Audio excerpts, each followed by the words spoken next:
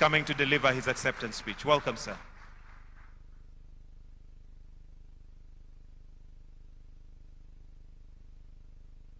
Your Excellency, my brother Evariste Ndayishimiye, President of the Republic of Burundi and outgoing chair of the COMESA Authority. Your Excellencies, heads of state and government, distinguished ministers, Excellencies, members of the Bureau of COMESA Authority, Your Excellency Mohammed Ali Yusuf, Chairperson of the Africa Union Commission, Her Excellency Jileshe Mbundu Kapwepwe, Secretary General of COMESA, Excellency Wamkele Mene, Secretary General of ACFTA, distinguished guests, ladies and gentlemen. It is with profound gratitude, humility, and a deep sense of purpose that I stand before you today as the new chair of the COMESA market for Eastern and Southern Africa. I thank you for the trust you have placed in me and in the people of the Republic of Kenya to lead this great organization, one that remains a cornerstone of Africa's economic transformation and a model for continental integration under the Africa Union. Allow me to pay special tribute to my brother and friend, His Excellency President Evariste Ndayishimiye of the Republic of Burundi. Your Excellency, under your wise and steady leadership, COMESA has registered remarkable progress, and from all of us, we say thank you very much and congratulations, Mr. President. You have advanced our shared vision of integration and cooperation with diligence and dedication. For this, we owe you our collective appreciation and deep respect. Excellencies, I assume this responsibility under the inspiring theme, leveraging digitalization to deepen regional value chains for sustainable and inclusive growth. Indeed, it is my firm conviction that the future of our prosperity and our rightful place in the global economy will be defined by how effectively we harness the transformative power of digital technology.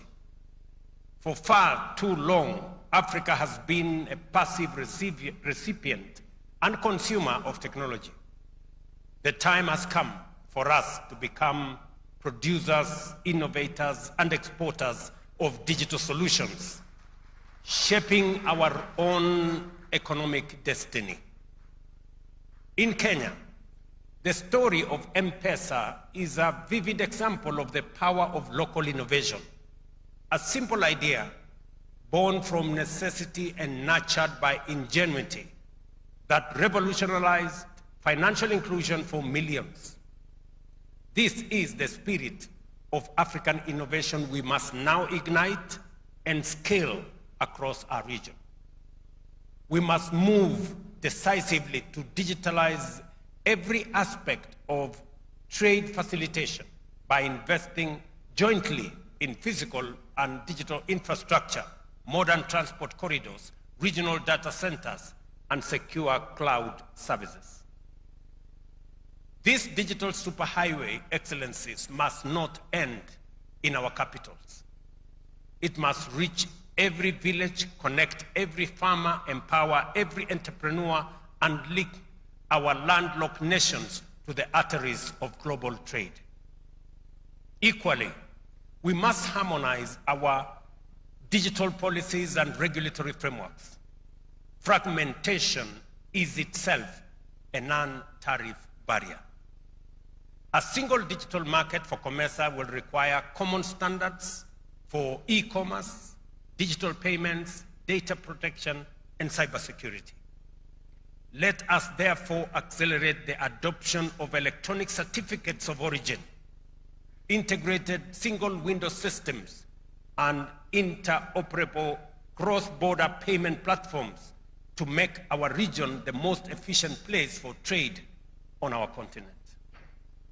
Excellencies, at this time, we must now leap into the fourth industrial revolution Industry 4.0 by integrating automation, artificial intelligence, and advanced manufacturing.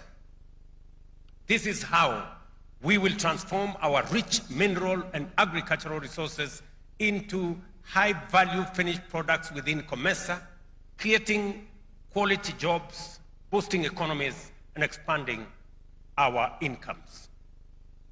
Digital solutions in logistics, including real-time cargo tracking, smart port management, and AI-driven supply chain systems will reduce transit times, cut costs, and enhance transparency in our trade networks, making COMESA the most efficient and attractive trading region in Africa. Ladies and gentlemen, the attainment of our development objectives hinges on access to equitable, affordable, and sustainable financing mechanisms that promote inclusive growth and long-term transformation, not cycles of debt and dependency. As I noted in my recent address to the United Nations, the global financial system remains trapped in the architecture of a bygone era. Institutions such as IMF and World Bank, conceived in the aftermath of the Second World War 80 years ago, continue to be dominated by wealthy nations, resulting in persistent inequities and limited voice for developing countries and poor nations. In response, one of the most viable pathways for Africa and for regional economic blocs like COMESA is to strengthen our homegrown multilateral financial institutions such as Trade Development Bank, Afrexim Bank, Africa Finance Corporation, Shelter Afrique, Africa Re, and the Africa Trade and Investment Development Insurance and ZEP-RE. These institutions, ladies and gentlemen, embody our collective determination to mobilize African capital for African priorities. We may recall that Trade and Development Bank, for example, was established under the preferential trade area, the precursor of COMESA, and has since evolved into the financial arm of our common market, driving regional trade, investment, and sustainable development. That is why here in Kenya, we are backing our words with action. Having already committed US $50 million as share capital to Afrexim Bank, we have just additionally invested $100 million to enhance our shareholding in Trade and Development Bank. And my good friend Tadesse, the CEO, is at the corner there. These African-led banks are proving to be true partners in progress. Through our participation, Kenya can now access long-term facilities of up to 25 years at reasonable concessional interest rates, tangible proof that investing in our own institutions yields real and sustainable value. By strengthening and capitalizing these entities, we are deepening regional financial integration and ensuring that Africa's development is financed on terms that reflect our realities, our priorities, and our aspirations. Excellencies, intra-COMESA trade, though improving, still accounts for a very small share of total trade. Africa, as we all know, and I was looking at the numbers this morning, only contributes 3% to global trade. And as we also know, intra-Africa trade, and I'm sure my brother Wamkele is here, is only 14% of all our trade. If you compare with Europe, 70% of their trade is intra-European. They trade 70% of their products within Europe. In Asia, they trade 60% of all their products and services within Asia. In Africa, we are only doing 14%. And that is why our contribution to global trade is only 3%, because we are not trading first and foremost with ourselves. And the reason why we are not trading with ourselves, and that is why the essence of COMESA, the reason why we are not trading with ourselves is because we have unlimited barriers. Just imagine that in the European Union, 26 countries, they have a single visa. Therefore, their people can move much more freely. In COMESA, with the, let's say, the tripartite agreement, we have 27 countries and 27 visas to be able to travel. Tell me, ladies and gentlemen, how we are going to catch up with the rest of the world if we are going to have this visa and that visa and the other visa to cross this border and the other border and the next border. So I want to commend my brother, President Ndayishimiye, this morning for announcing that Burundi is going to join countries in our continent that today are thinking about eliminating visa requirements for Africans to travel within our continent. Secondly, is the issue of trade barriers. We have signed beautiful agreements, but we are not translating those agreements into real movement of products and people on the ground.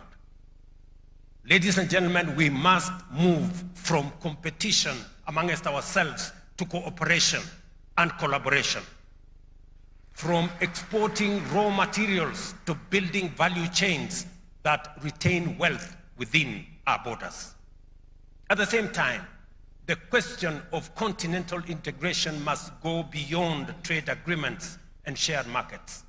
It must also embrace the free movement of people, goods, and services across our borders. True integration will only be achieved when an African can travel, work, and invest freely anywhere within our continent. I will give you some numbers.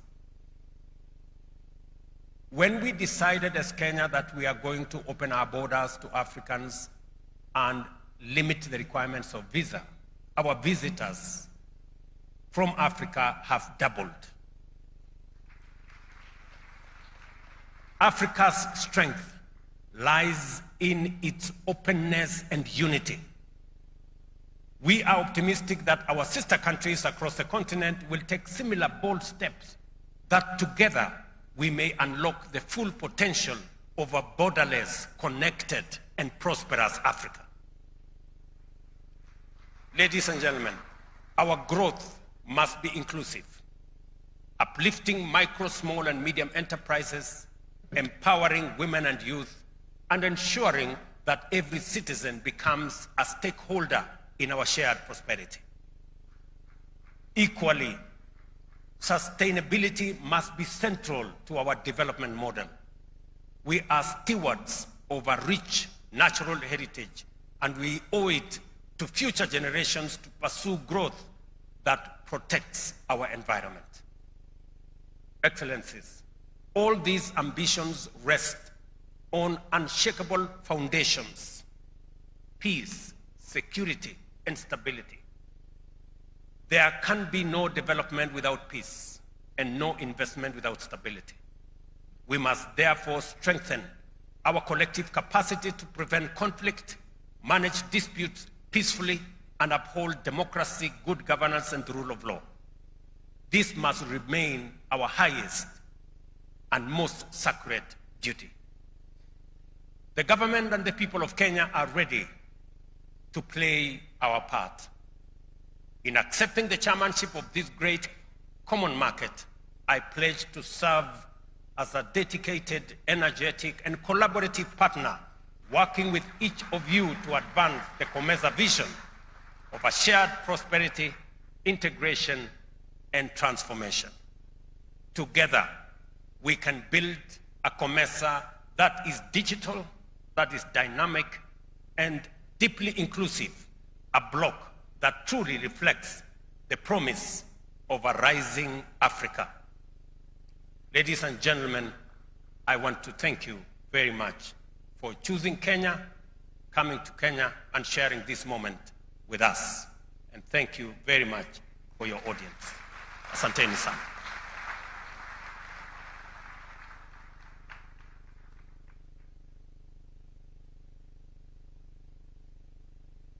Another warm clap for the chair, His Excellency Dr. William Samoei Ruto.